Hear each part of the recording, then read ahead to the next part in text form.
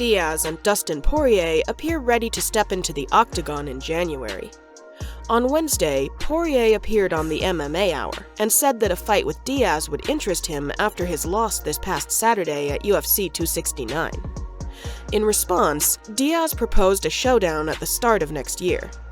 In a text to MMA Fighting, Poirier wrote, "I'm in," when asked about Diaz's tweet. Then the former interim lightweight champ made his stance public, touching off a brief skirmish online. Poirier and Diaz originally were scheduled to fight in 2018 at UFC 230, but the fight fell apart, and both fighters blamed each other for the cancellation. Diaz criticized Poirier for dropping out to address a long-standing hip injury, and Poirier countered that Diaz's contract demands with the UFC scuttled the fight before it came to fruition.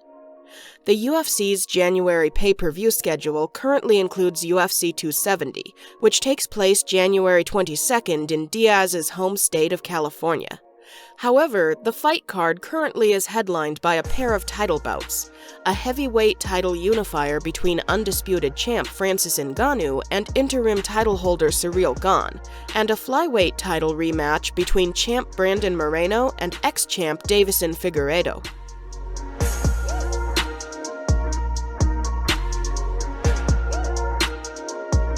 Following his first-round knockout victory at UFC 269, Sean O'Malley has blasted the commentary team for implying he is vulnerable to leg kicks. The sole loss of O'Malley's career occurred after Marlon Vera landed a low kick on him, hitting a nerve and essentially putting the 27-year-old's foot to sleep.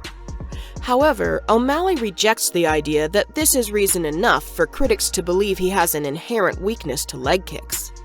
Speaking on the Timbo Sugar Show, Sean O'Malley had the following to say about Joe Rogan and Daniel Cormier's commentary during his victory over Julianna Pena this past weekend. They said, "I don't know why when you're going to fight Sean, you don't throw more leg kicks. He clearly had a problem in the Vera fight with the leg kicks. I fight Thomas Almeida, who's a fucking good kickboxer, who tried kicking my legs. I countered. He landed a couple. I did a couple good things with the leg kicks. Chris Mutino, who probably kicked my legs more than Thomas, still kicked my legs. That's what Dominic's probably talking about with DC.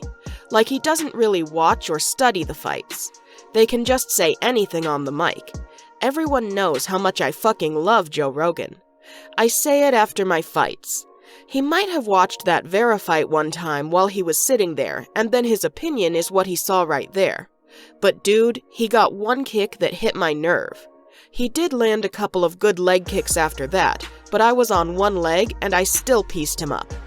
If you're gonna commentate and bring up that fight every single time I fight, go watch it and form a knowledgeable opinion about it.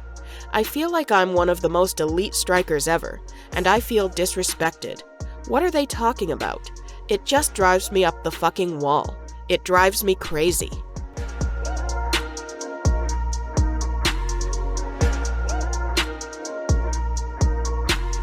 Nate Diaz has responded after being dubbed a hypocrite by former UFC opponent Jorge Masvidal.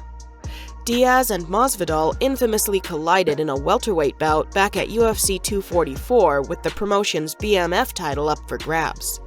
Masvidal wound up emerging victorious by way of TKO that evening, after opening two nasty cuts on the face of Diaz. With both men currently on 2-fight losing skids, the time certainly appears to be adequate for a BMF title fight rematch. Whether or not that notion had any implication on Jorge Masvidal's decision to target Nate Diaz this evening is unclear. Regardless, Masvidal called out the Stockton native for his previous comments on how these guys don't get any better. He said the following: "Just came across this, and it's so ironic that the individual who can't block low kicks, high kicks, or mid kicks is talking shit about fighters getting better." Although Nate Diaz was busy beefing with Poirier, he still made time to issue the following response to his former rival.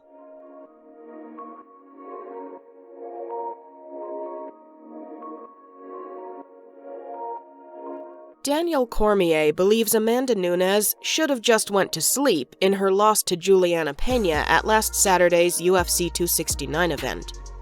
Nunes and Pena collided in the co-headliner at last weekend's pay-per-view event at T-Mobile Arena in Las Vegas. It was a shocking upset, and following the conclusion of Saturday's thrilling fight card, many fans and some fellow fighters suggested that Amanda Nunes had quit in her title fight with Julianna Pena. Pundits pointed to her quick tap to Pena's chokehold as proof that she had given up. For UFC commentator Daniel Cormier, he doesn't necessarily believe she quit, but he does think it would have been better for her to just go to sleep rather than tapping out. He said the following: "We speak about her in such legendary terms. To tap like that after being in that choke, it almost feels like she should have just gone to sleep.